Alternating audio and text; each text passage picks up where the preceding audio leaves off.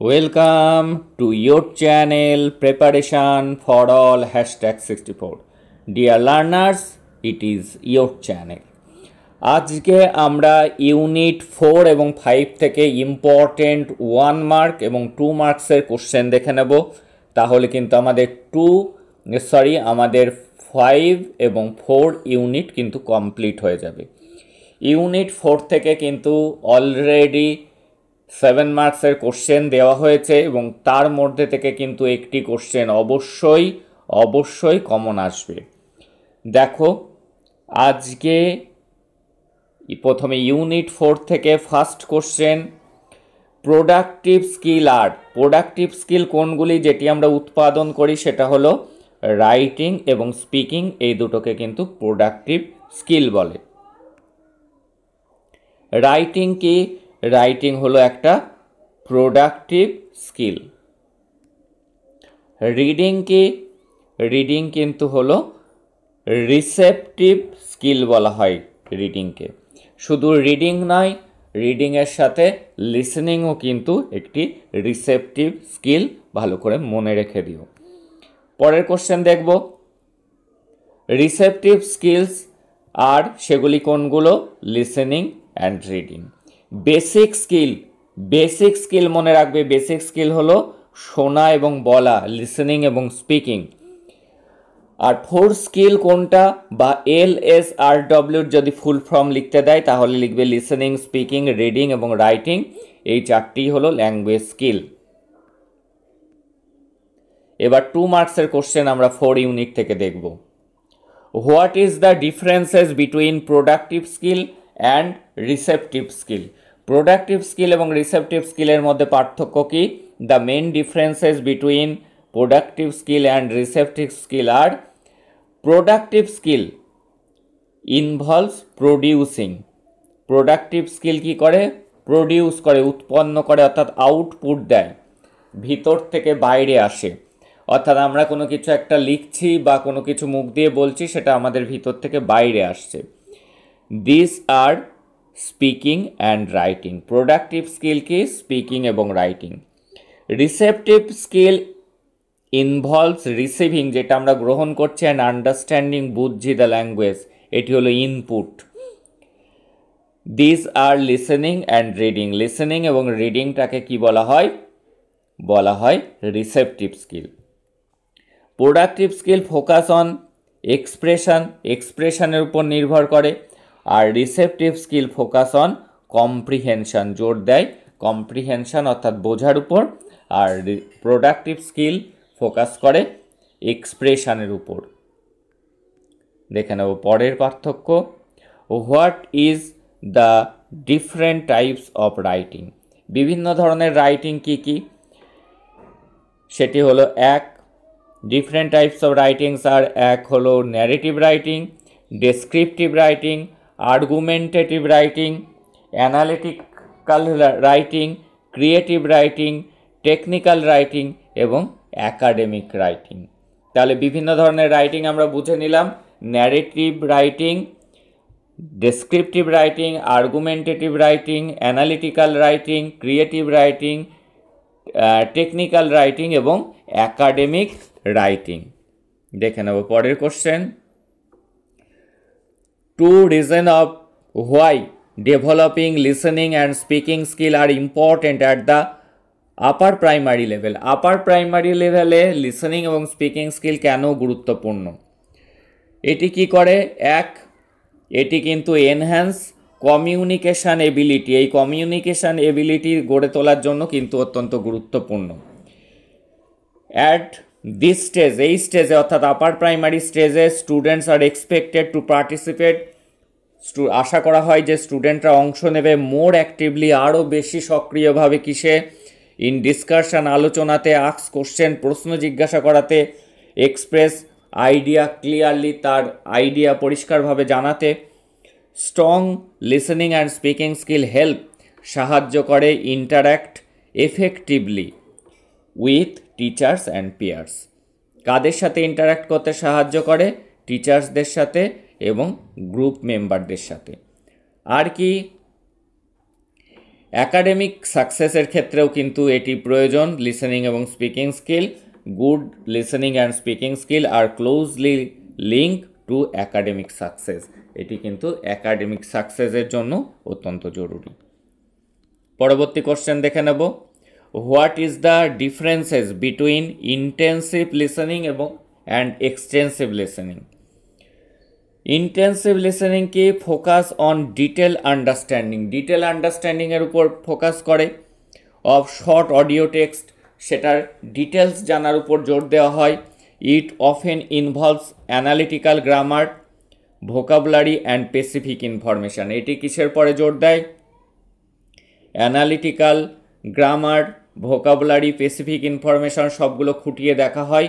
Intensive listening যখন শোনা হয় তার মধ্যে কি গ্রামার আছে সেটা বোঝার চেষ্টা করা হয়, ভোকাবুলারি দিকে খেয়াল করা হয়, স্পেসিফিক ইনফরমেশান আসলে কি বোঝাতে চাচ্ছে সেটির ক্ষেত্রেও গুরুত্ব দেওয়া হয়।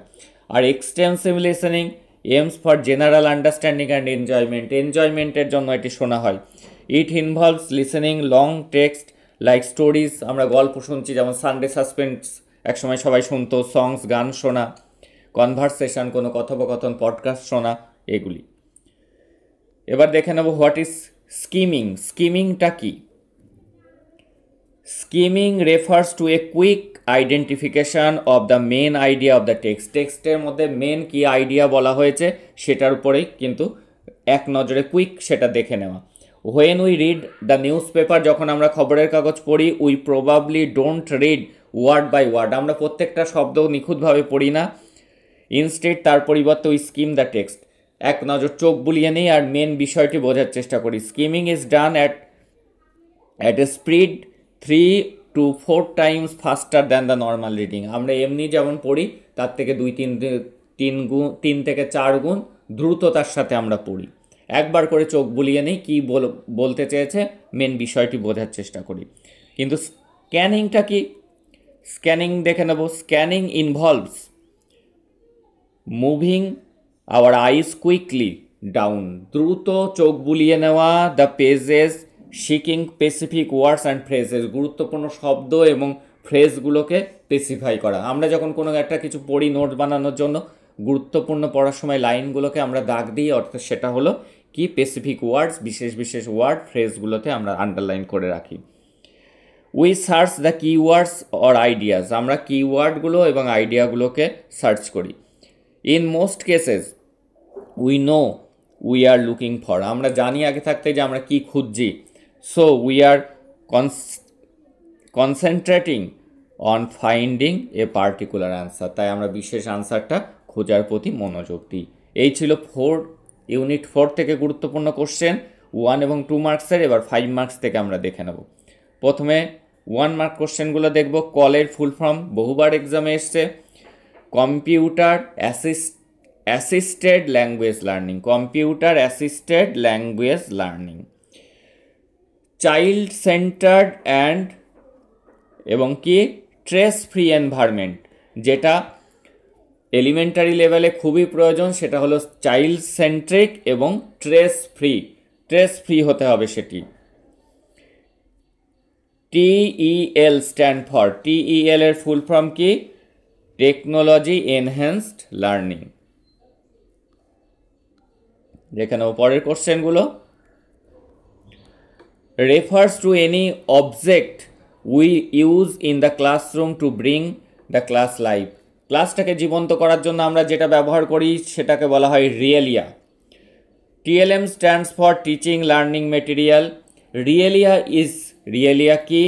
রিয়েলিয়া হলো real life object or materials used, ব্যবহার করা হয় ইন টিচিং, পড়ানোর ক্ষেত্রে, to bring authentic context into the learning এনভায়রনমেন্টটাকে অথেন্টিক করে তোলার জন্য এই রিয়েলিয়া ব্যবহার করা হয়। এটি এক ধরনের TLM। এটি কি বাস্তব জীবন থেকে কিছু কোনো বীজ, কোনো ফল, এগুলি নিয়ে রিয়েল জিনিস নিয়ে আমরা স্টুডেন্টদেরকে কিছু বোঝানোর চেষ্টা করি, সেটাই কিন্তু রিয়েলিয়া। এবার লেসন 5 থেকে দেখে নেব 2 মার্কসের গুরুত্বপূর্ণ question, very important question. What is the role of computer in language class? Language ক্লাসে কম্পিউটারের গুরুত্বটা কি? কম্পিউটারের কাজ কি? প্রত্যেকটা টিএলএম এর ক্ষেত্রে একই রকম লিখব, চার্ট, ব্ল্যাকবোর্ড, সবগুলোর ক্ষেত্রে কম্পিউটার, সবগুলো টিএলএম, সবগুলোর উদ্দেশ্যই কিন্তু একই। Computer offer versatile tools. এই কম্পিউটারে কিন্তু বিভিন্ন রকম কিছু করা যায়।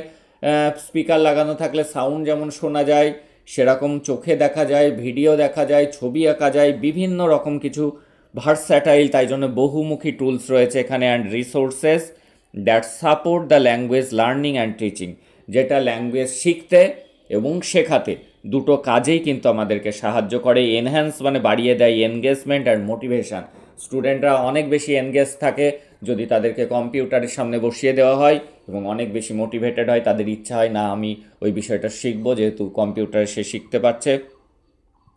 Facilitate communication. কমিউনিকেশান যোগাযোগ অনেক সহজ করে দেয়, তাতে ইন্টারনেট কানেকশান থাকলেও কমিউনিকেশান করতে সুবিধা হয়। কোলাবোরেশন সহযোগিতা। প্রোভাইড অপরচুনিটির সুযোগ এনে দেয়।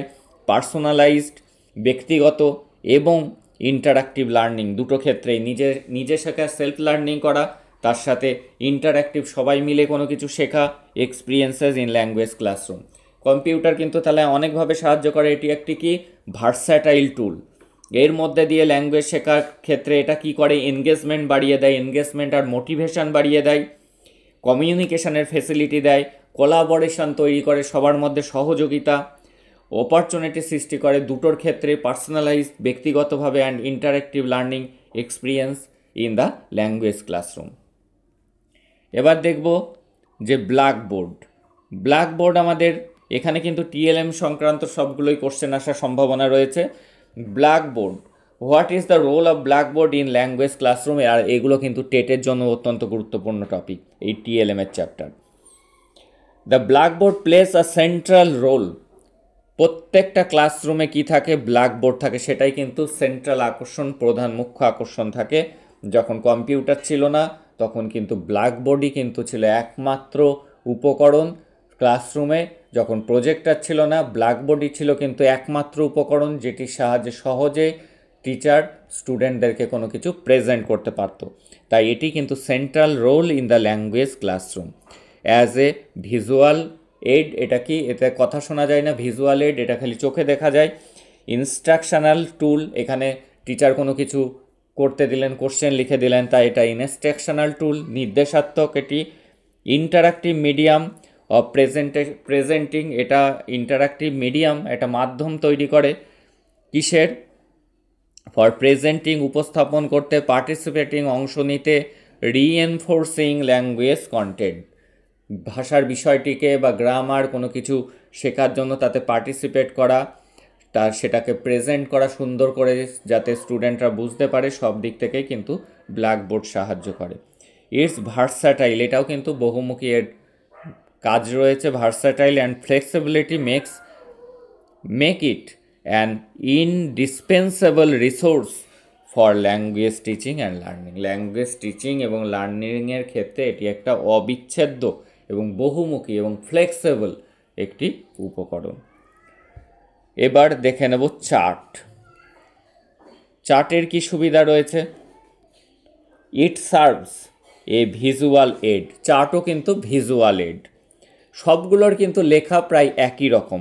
রেফারেন্স টুল, এখানেও কিন্তু রেফারেন্স দেওয়া হয়, উদাহরণ হিসাবে ব্যবহার করা হয়। যেটি পড়ানো হচ্ছে সেটির উদাহরণস্বরূপ সেখানে পিছনে একটা ছবি টানানো থাকলো তার উপরে সাপোর্ট করে। Helps organising, promotes engagement and autonomy, এটাও কিন্তু সেই এনগেজমেন্ট অ্যান্ড মোটিভেশান, এটা লিখলেও কিন্তু কোনো অসুবিধা নেই। এটা প্রমোটস করে এনগেজমেন্ট অ্যান্ড মোটিভেশান স্টুডেন্টদের মধ্যে, এটা করে। এটা কিন্তু ভিজুয়াল এড, এটা কিন্তু reference tool, visual aid and reference tool হিসাবে কাজ করে। এবার দেখে নেব টিএলএম। টিএলএম এর কাজ কি? It provides visual and auditory support. TLM দুটো কাজেই ব্যবহার করা যায়। টিএলএম কিন্তু চার্ট, মডেল, ব্ল্যাকবোর্ড, কম্পিউটার সব কিন্তু টিএলএমেরই অন্তর্গত। তাই কোনো কোনো টিএলএম যেমন ভিজুয়াল হয়, কোনো কোনো টিএলএম কিন্তু অডিও ভিজুয়াল হয়, যেমন কম্পিউটার। তাই এখানে দুটো জিনিসই প্রোভাইড করে। এটা ভিজুয়াল, চোখে যেমন দেখা যায়, অডিটরি সাপোর্টও কিন্তু দিয়ে থাকে অনেক TLM. Promotes engagement and motivation, আগেও আমরা পড়েছি, এটা কিন্তু প্রমোটস করে কি? এনগেজমেন্ট অ্যান্ড মোটিভেশান, এটা বাড়ায়। Helps in contextualising, and engages learner in tactical manner, এবং স্টুডেন্টদের মধ্যে এনগেজমেন্ট বাড়ায়, মোটিভেশন বাড়ায়। এটা একটি ভিজুয়াল এবং অডিটরি সাপোর্ট। এই ছিল গুরুত্বপূর্ণ কোশ্চেন এবং আনসার ইউনিট 4 এবং ইউনিট 5 থেকে। ধারাবাহিকভাবে ক্লাসগুলিকে করো এবং যে ক্লাসগুলি মিস করে গিয়েছো প্লেলিস্ট দেখে সেখান থেকে ধারাবাহিকভাবে ক্লাসগুলিকে করতে থাকো। ইংলিশের প্লেলিস্ট আছে, ম্যাথের প্লেলিস্ট আছে এবং আরও একটি প্লেলিস্ট আছে যেখানে বেঙ্গলি চাইল্ড স্টাডিজ ইভিএস আছে, সেখান থেকে দেখো। যেহেতু তোমাদেরকে নোটিফিকেশান দেখেই নিয়েছো, কিসের জন্য দেরি হচ্ছে। এই 27 এবং 28 তারিখ, আজকে 27 তারিখ, আগামীকাল 28 তারিখ কিছু কিছু কলেজের রেজিস্ট্রেশন বাকি রয়েছে। সেই রেজিস্ট্রেশনগুলি কমপ্লিট হয়ে গেলেই কিন্তু জুন মাসের প্রথম সপ্তাহের দিকে কিন্তু এক্সামের নোটিফিকেশান আসার একটা সম্ভাবনা রয়েছে। That's all today. দেখা হচ্ছে তোমাদের সাথে পরের ক্লাসে।